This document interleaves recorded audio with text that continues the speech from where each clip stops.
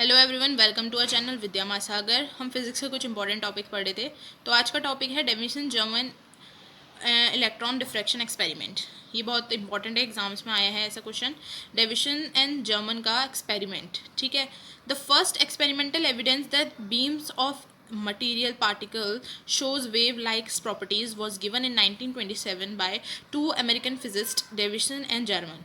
ठीक है, जो हमारा पहला एक्सपेरिमेंटल एविडेंस था, यानी कि सबूत कि जो बीम ऑफ मटेरियल पार्टिकल्स होते हैं वो वेव नेचर भी रखते हैं, वो हमारे दो साइंटिस्ट डेविसन और जर्मन ने दिया था।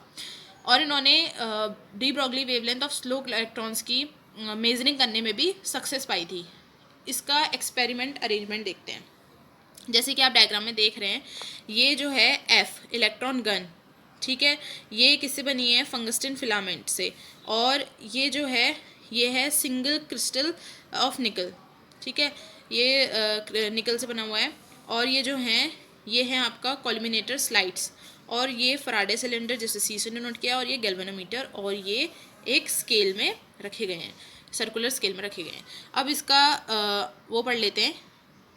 The electron beam is produced from an electron gun, which is a device for producing a focused strong beam of electrons। ठीक है, जो इलेक्ट्रॉन बीम है वो प्रोड्यूस की जाती है इस इलेक्ट्रॉन गन में, जिसे एफ से डिनोट किया गया है। इसका काम क्या होता है? ये स्ट्रॉन्ग बीम ऑफ इलेक्ट्रॉन्स को प्रोड्यूस करता है, और ये गन फंगस्टिन फिलामेंट्स से कंसिस्ट होता है, जैसे कि मैंने बताया था, और इसको एफ से डिनोट किया गया है। ठीक है, उसके बाद कोलिमिनेटर स्लाइड्स जो S1 S2 S3 हैं, और ये जो बीम ऑफ इलेक्ट्रॉन्स हैं ये डायरेक्टेड हो रही हैं इन अ हायर वैक्यूम, ठीक है, to fall at an angle on a large single crystal of nickel. ये जो बीम हो रही है यहाँ से वैक्यूम, हायर वैक्यूम से होते हुए इस निकल स्लिट पे डायरेक्ट हो रही है, मतलब इस सिंगल स्लिट पे फॉल हो रही हैं, और इसका टारगेट T नाम रखा गया है। ठीक है, उसके बाद क्या है, जो इलेक्ट्रॉन्स है वो रिफ्रैक्ट हो रहे हैं from the crystal in different directions. अब यहाँ से जो इलेक्ट्रॉन बीम है वो अगर यहाँ से रिफ्रैक्ट, मतलब यहाँ से इंसिडेंट होंगी, तो वो अलग अलग डायरेक्शन में क्या होंगी? रिफ्रैक्ट होंगी।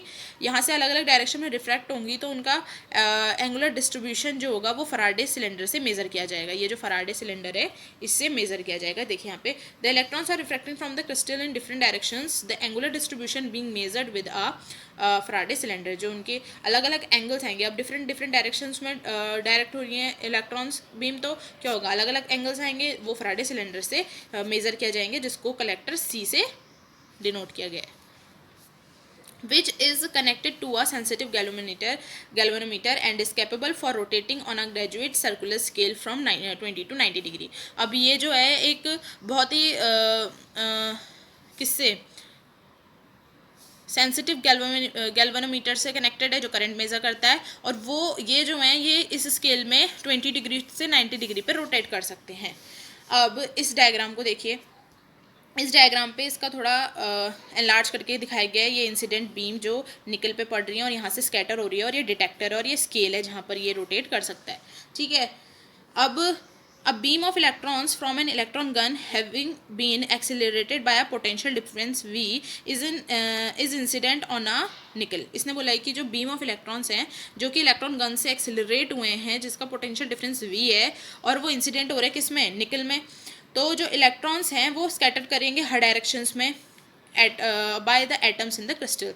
जो यहाँ पे इस क्रिस्टल में एटम्स होंगे उसकी वजह से वो क्या करेंगे? अलग अलग डायरेक्शन में डायरेक्ट करेंगे। The intensity of the scattered electrons is detected by a detector which can rotate about an axis passing through point P। अब ये जो है ये डिटेक्टर जो होगा वो क्या करेगा? उनके स्कैटर्ड इलेक्ट्रॉन्स को डिटेक्ट करेगा और अलग अलग डायरेक्शंस में जाकर उन इलेक्ट्रॉन्स को डिटेक्ट करेगा, क्योंकि वो अलग अलग डायरेक्शन में स्कैटर्ड कर रही है। This is done for various values of the angle theta between the incident beam and the scattered beam. अब ये क्या होता है? ये हर उस बीम के लिए स्कैटर्ड किया जाएगा जो इंसिडेंट और रिफ्रैक्टेड बीम जो है उनके बीच का, मतलब जो एंगल थीटा है उनके बीच का जो एंगल होगा, उनके लिए उन सबके लिए क्या होगा?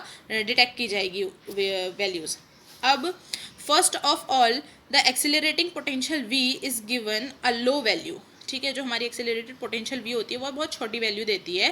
तो जो क्रिस्टल होता है वो हमारा आर्बिट्री एजिमुथ बन जाता है, यानी कि कोई आर्बिट्री एजिमुथ बन जाता है हमारा क्या? जो निकल होता है, क्योंकि हमारी पोटेंशियल एक्सीलरेटिंग पोटेंशियल V की वैल्यू बहुत छोटी आती है।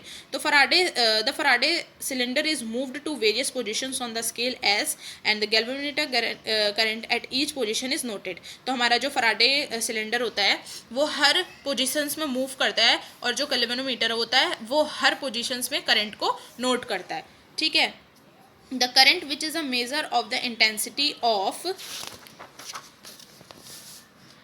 the diffracted beam is plotted against the angle phi between the incident beam and the beam entering the cylinder।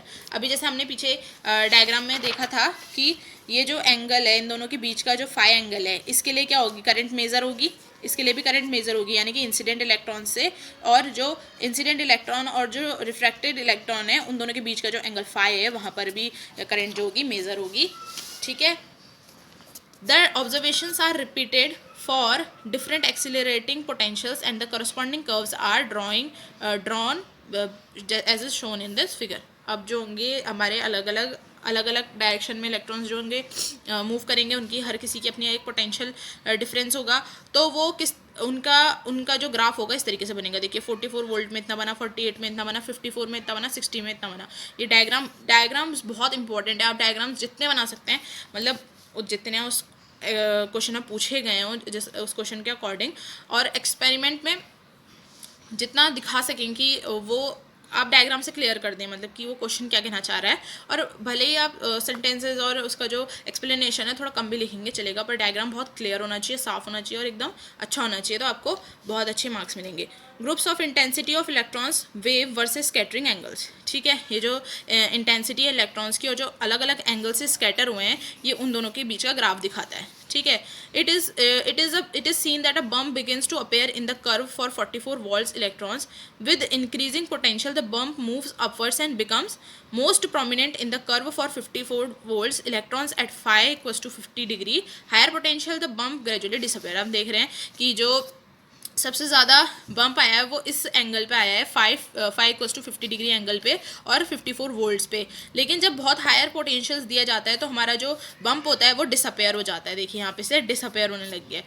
The bump in its prominent state verifies the existence of electronic waves for according to de Broglie the wavelength associated with the electron accelerate through।